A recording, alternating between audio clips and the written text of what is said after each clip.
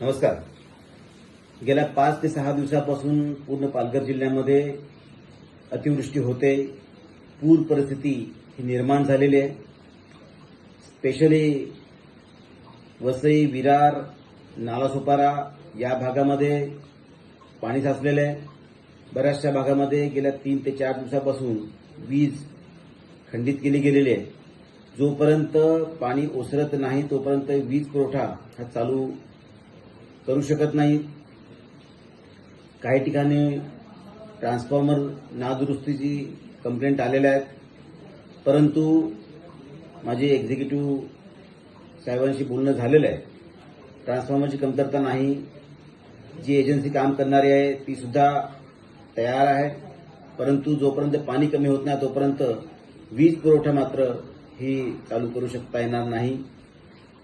ज्या ज्या ठिकाणी पाणी नाही अशा ठिकाणी वीज पुरवठा चालू केला गेलेला आहे. आपली जीवनवाहिनी असलेली लोकल ट्रेन ही सुद्धा धीम्या गतीने चालू आहे.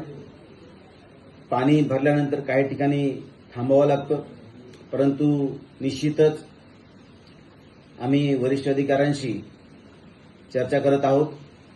ग्रामीण भागामध्ये सफाळा, पालघर, बोईसर, डहाणू या भागामध्ये बऱ्याचशा घरांमध्ये पाणी गेलेलं आहे. जव्हार मुखाड्यामध्ये काही ठिकाणी घरांवर झाड पडल्यामुळे सुद्धा नुकसान झालेलं आहे.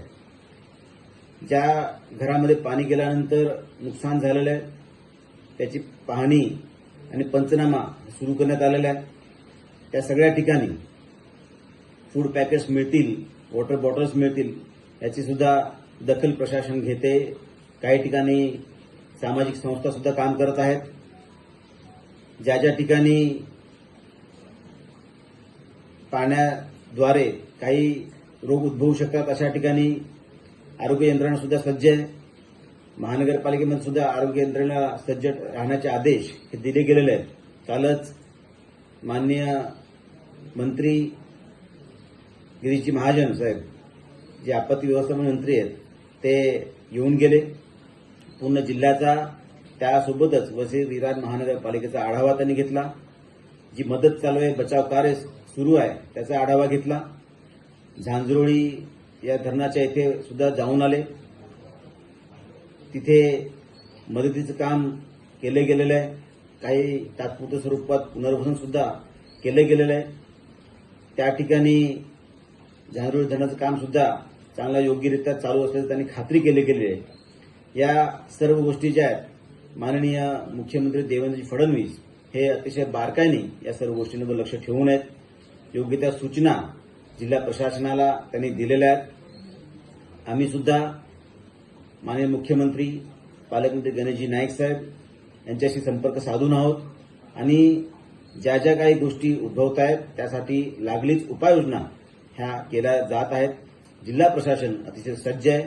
तरीसुद्धा मी सर्व नागरिकांना विनंती करतो की त्यांनी घाबरून जाऊ नये, अफवांवर विश्वास ठेवू नये आणि जिथे जिथे पाणी भरू शकतं त्या नागरिकांनी सुरक्षित स्थळी हे गेलं पाहिजे आणि अनावश्यक असलेलं दुस्साहस हे टाळलं पाहिजे अशी सर्वांना मी विनंती करतो. धन्यवाद.